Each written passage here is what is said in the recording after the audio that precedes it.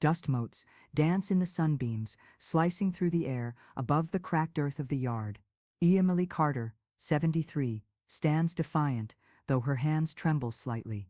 Across from her, Roberta Reed, sharp-tongued and unforgiving, glares. A real estate agent, Mark Jenkins, and several farmhands watch, their faces etched with a mixture of curiosity and unease. Old Bentley, a longtime farmhand, sits on a nearby bench, his head bowed, seemingly sensing the impending storm. Roberta, voice ringing with bitterness. "You're not getting a dime from the sale of this farm. This belongs to my husband, and he's not here to stop this injustice." Emily feels the sting of Roberta's words like a physical blow. "Emily, your husband was my son, Roberta. But he knew what this land meant.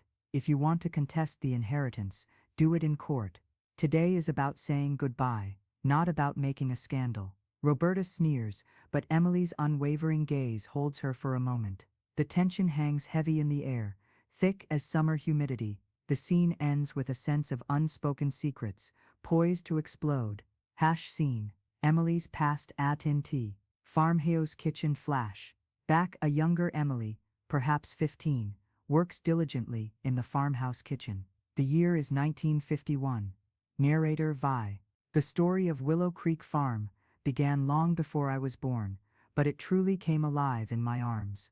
I was born on this land. Flashback to Emily, as a young girl, her mother, Maria, smiling softly. Narrator Vi. The daughter of Maria Santos, a young kitchen maid. My mother died, giving birth to me, and I was raised by the landowners as one of their own, yet always carrying the silent weight of being different. Flashback to a young John Reed, 17, his eyes full of warmth and kindness.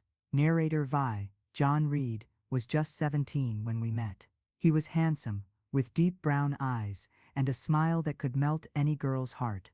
But between us lay a chasm of social difference. I was the orphaned girl, taken in through charity. He was the heir to acres of land, stretching as far as the eye could see. Narrator Vi. For years I watched John from afar, silently in love. He studied in the city, returning during holidays, full of stories and grand dreams. I cared for the house, learned to cook his favorite dishes, embroidered his initials on the handkerchiefs he took to town. It was a desperate adolescent love, fueled by impossibility and the furtive glances we sometimes exchanged. When he turned 21, his parents arranged his marriage to Beatrice Miller, the daughter of wealthy landowners in the region. The news hit me like a knife. I was arranging flowers when John's mother announced the engagement to the other kitchen staff. Flashback to a young Emily weeping silently. Narrator Vi. That night, I cried until there were no more tears left. John would leave for his honeymoon in a week, and I'd never have the chance to tell him how I felt. But fate sometimes writes unexpected scripts.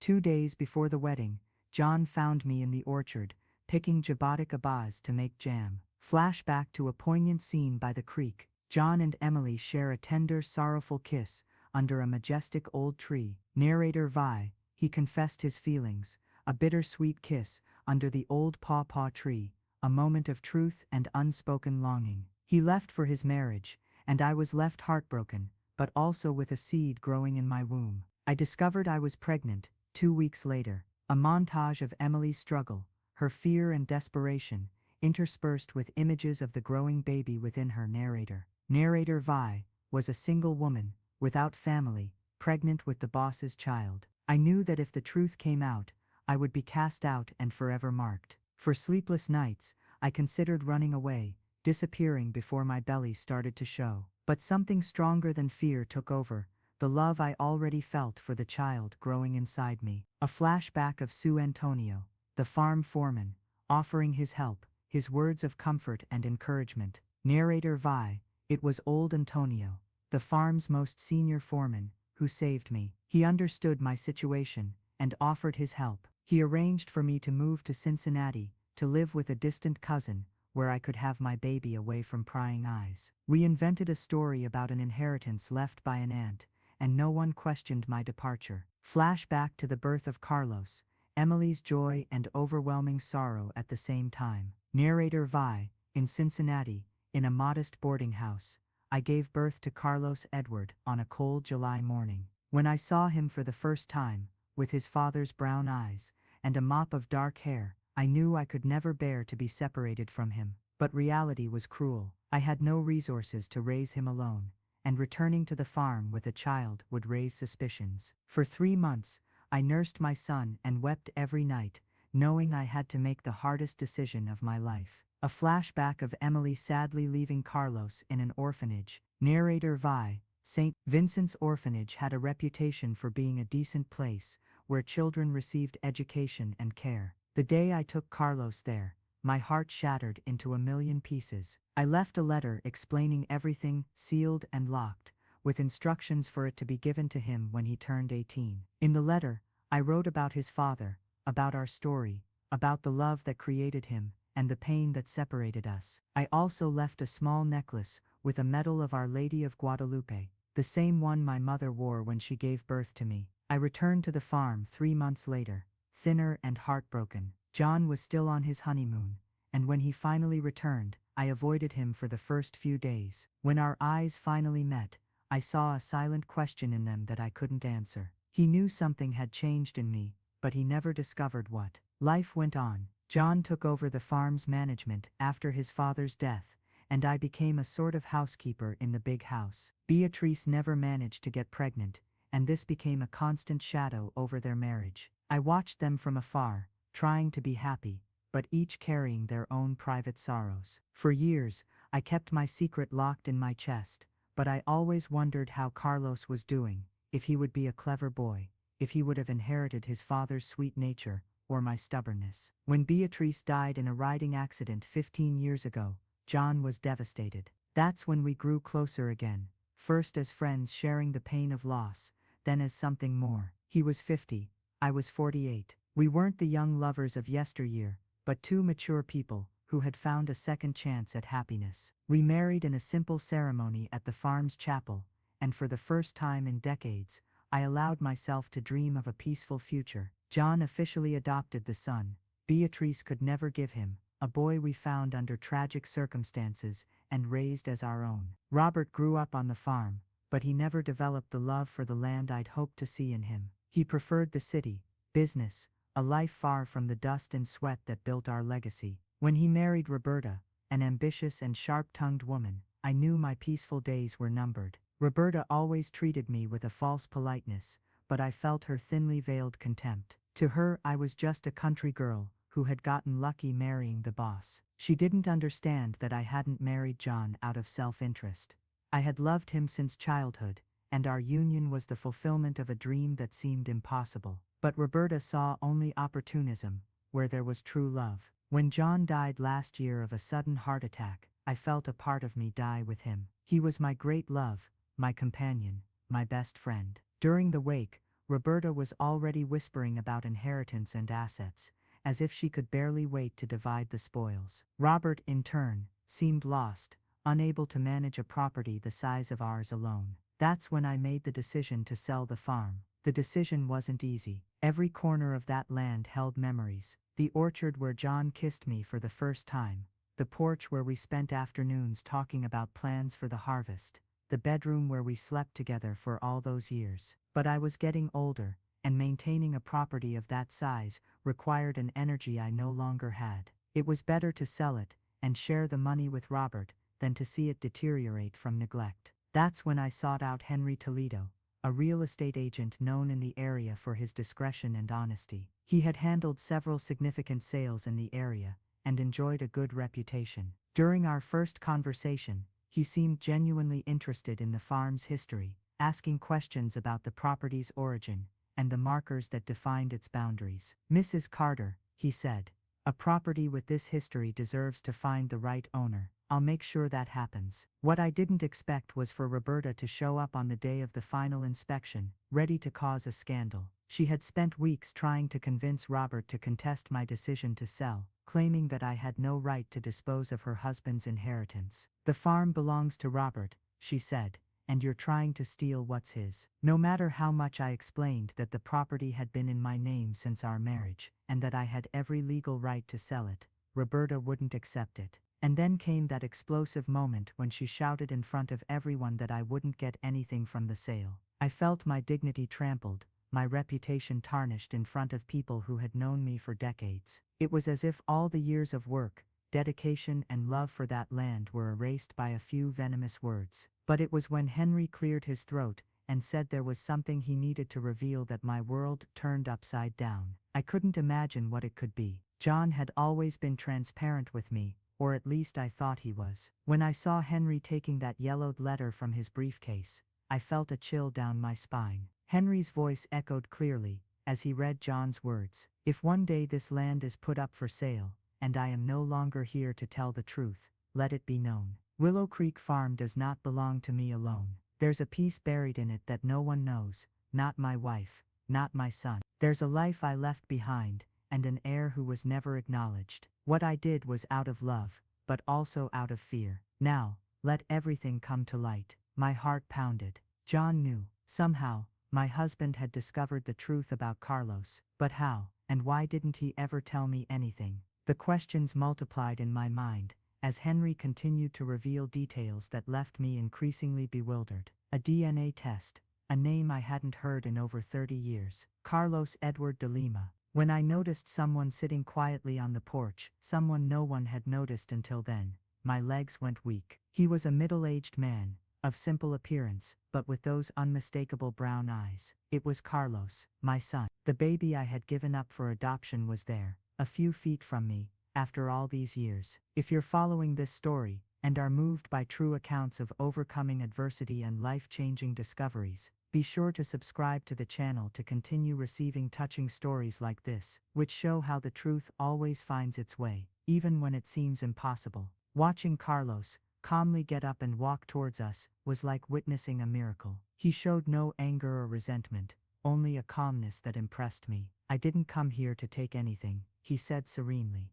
just to understand who I am. I grew up hearing bits and pieces, never knowing where I belonged. I discovered my last name too late. I just wanted to know if this land could still be a part of me too. When I asked his name, my voice choked with emotion, and he confirmed it was Carlos. I felt a whirlwind of emotions. It was as if all those years of silence and pain finally made sense. You have his eyes, I whispered, and I saw tears welling up in his eyes too. At that moment, Roberta was completely in shock, unable to process what was happening. Henry then dropped the final bombshell. John had left a revised will, recognizing Carlos as his son and allocating 50% of the property to him. The document had been registered years ago but kept secret until the time of the farm's sale. John had known the truth for a long time. He had discreetly investigated me after I returned from Cincinnati, had discovered about Carlos, and secretly ensured that our son never wanted for anything.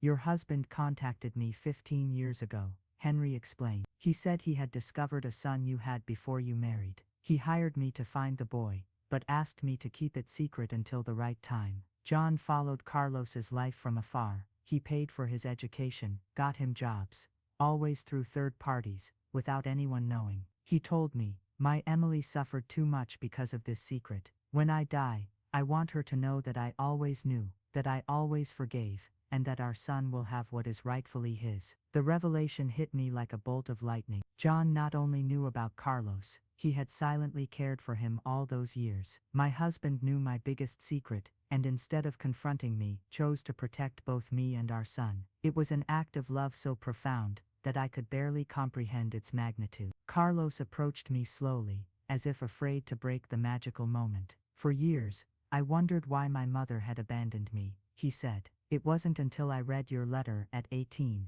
that I began to understand. And when I discovered that my father had secretly cared for me, I understood that I had been loved all along, even from a distance. I reached out to touch my son's face, the boy I had held for only 3 months, but whom I had carried in my heart my whole life. Forgive me, I whispered, forgive me for leaving you. Carlos took my hand and smiled, the same smile as John's, but with a gentleness all his own. There's nothing to forgive, Mom. You gave me life and protected me the only way you could. And Dad took care of me when you couldn't be there. Roberta, who had been silent throughout the revelation, finally exploded. This is ridiculous. How can you prove this man is really John's son? It could be anyone trying to take advantage of the situation. but Henry had anticipated the question. Besides the original DNA test, there were photos of Carlos as a child that showed the undeniable resemblance to John, documents from the orphanage, and even records of the anonymous bank transfers John regularly made to pay for his son's education.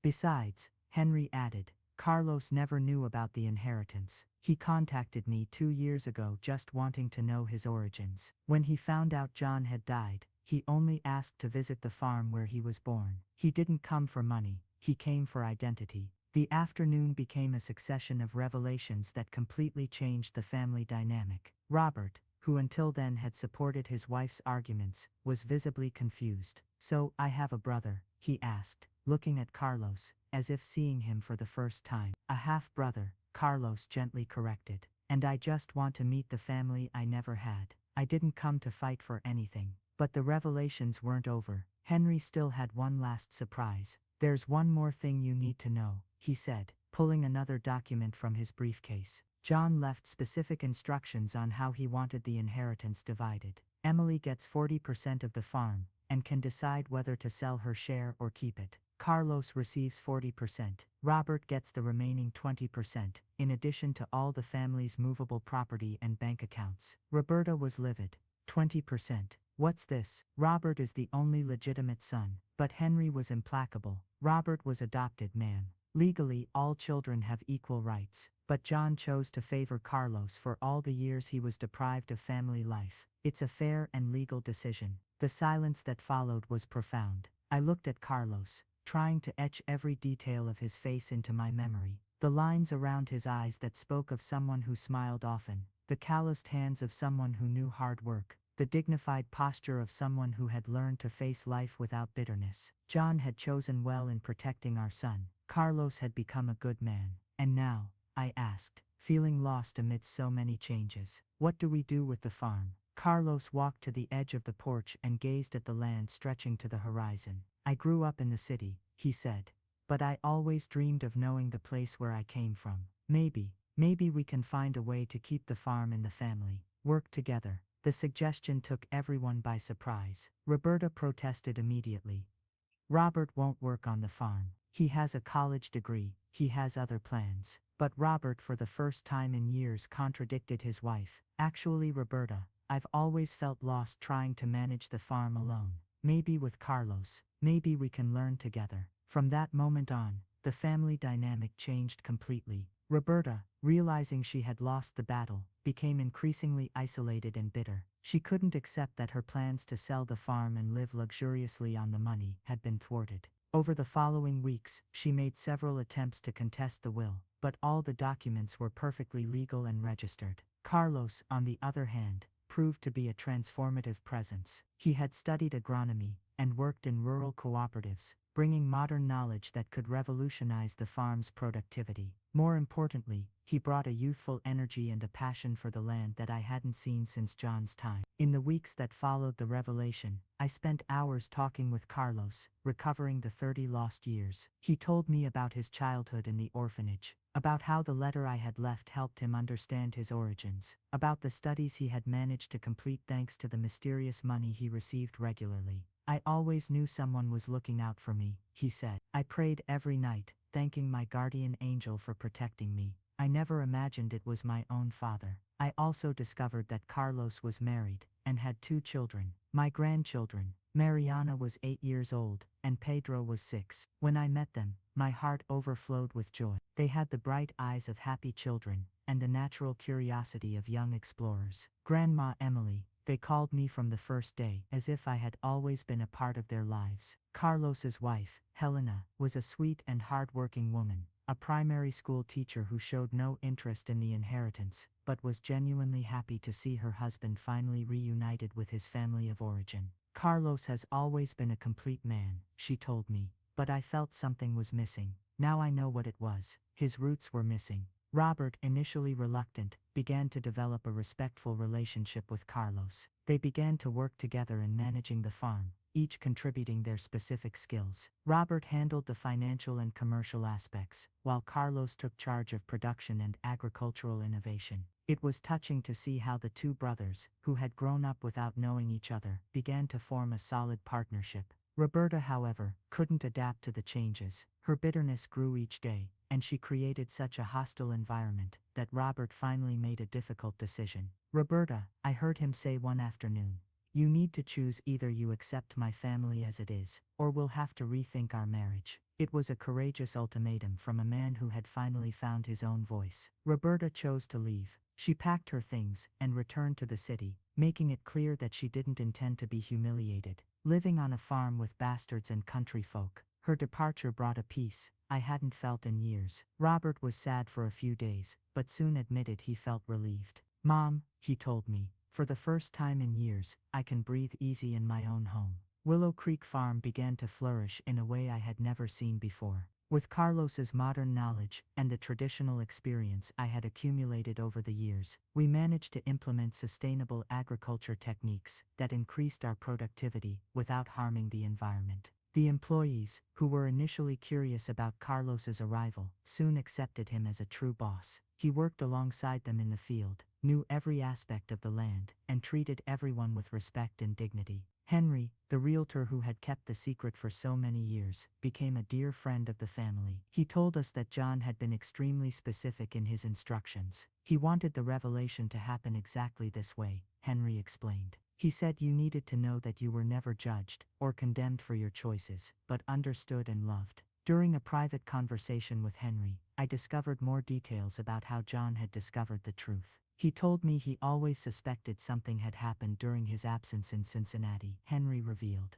"But when you came back different, sadder, he knew he had lost something very important. It took years to put the pieces together, but when he finally found out about Carlos, he didn't feel anger. He felt proud to have a son with the woman he loved." The revelation that John had loved me long before I had imagined was overwhelming. All those years I felt guilty about keeping a secret. He too carried the weight of knowing the truth and not being able to talk about it. It was as if we had lived a whole life of true love, based on mutual understanding, even without words. Carlos brought to the farm not only technical expertise, but also a human perspective that enriched our lives. He organized regular meetings with the employees to hear their suggestions and concerns, created an incentive program based on productivity, and most importantly, treated each person as a fundamental part of the farm's success. "A farm isn't just land and animals," he would say, "it's people working together for a common goal." Mariana and Pedro quickly adapted to country life. Watching them run along the same paths where I had played decades ago, climb the same trees, fish in the same creek, was like witnessing the renewal of a cycle I thought had been interrupted forever.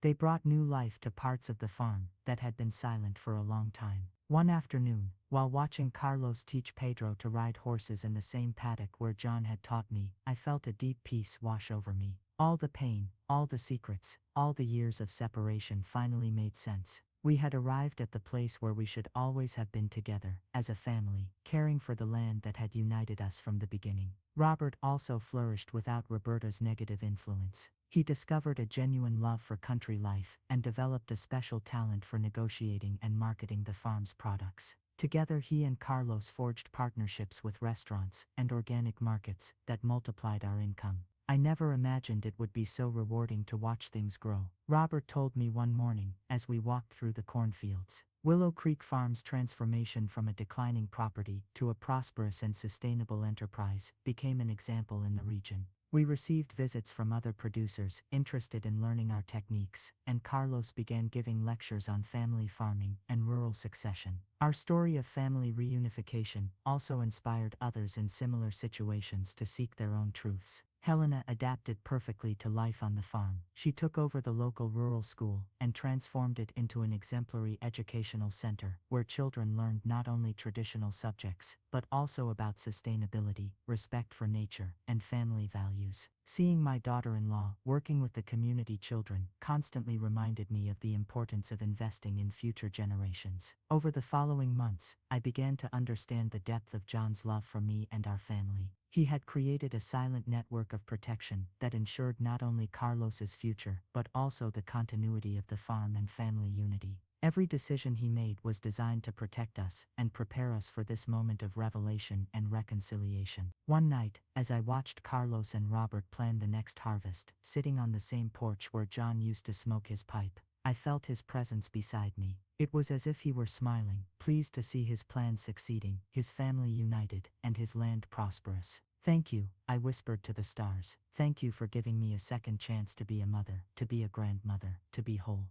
Willow Creek Farm today is much more than a rural property. It's a symbol that true love overcomes any obstacle, that secrets kept with love find their time to come to light, and that families, even separated by circumstances, always find a way back to each other. Our organic products bring to other tables not only healthy food, but also the story of a land cultivated with love for 3 generations. Carlos became the son I always dreamed of having nearby, not just through blood ties, but through a daily choice to build a relationship based on respect, understanding, and true love. Robert discovered in himself a stronger and more independent man than he imagined, capable of making his own decisions and fighting for his values. Our grandchildren are growing up in an atmosphere of security and love that I myself never had in childhood. Today at 74, I wake up every morning grateful for each day given to me on this blessed land. Seeing the sun rise over the fields that Carlos and Robert care for so lovingly, hearing the laughter of Mariana and Pedro echoing through the yard, smelling the wet earth after the rain, all this constantly reminds me that life has its own ways of fixing what seemed broken forever. The most important lesson I learned through all of this is that true love knows no limits of time or space. John loved me enough to keep my secret and turn it into protection. I loved Carlos enough to let him go when I thought it was best for his life. Carlos loved us enough to forgive all the lost years and embrace a family he barely knew. Robert loved me enough to choose family unity over his own prejudices. Sometimes, when I'm alone in the late afternoon, I walk to the orchard where John first kissed me. The century-old silk cotton tree is still there, its roots deeper, its branches wider. I sit on the same stone where we sat on that distant afternoon and talk to him in my thoughts. I tell him about Carlos, about how our son became an admirable man. I tell him about our grandchildren, about how Mariana already shows a love for plants and Pedro for the mechanics of farm machinery. I tell him about Robert, about how he finally found his identity away from negative influences. And when the wind rustles the leaves of the silk cotton tree, I feel John agreeing with me, smiling at the choices we made together, even when we didn't know we were making joint choices. Our love story transcended the barriers of time and circumstance, creating roots that spread far beyond what any of us could have imagined. Helena always says our family proves that God works in mysterious ways. Every pain, every separation, every moment of uncertainty was necessary to bring us exactly where we needed to be. If Carlos hadn't grown up in the orphanage, he might not have developed the independence and strength of character that make him a natural leader today. If I hadn't kept the secret for so many years, I might not have learned to cherish every moment of family happiness. If John hadn't discovered the truth on his own, he might not have had the wisdom to protect us all in his way. And I see above all that some stories don't end, they just find new chapters to be written. Our family history, which began with an impossible love between an orphan and an heir, will continue through our grandchildren and the generations to come. Willow Creek Farm will always be more than land and improvements. It will be the eternal symbol that true love always finds a way to flourish, even when all circumstances seem to conspire against it. This is the most valuable legacy I can leave, the certainty that it's worth fighting for love, that it's worth forgiving, that it's worth believing, that happy endings are possible, even when they seem impossible. Because true love knows no impossibilities, it only finds paths that we in our human limitations have not yet been able to see.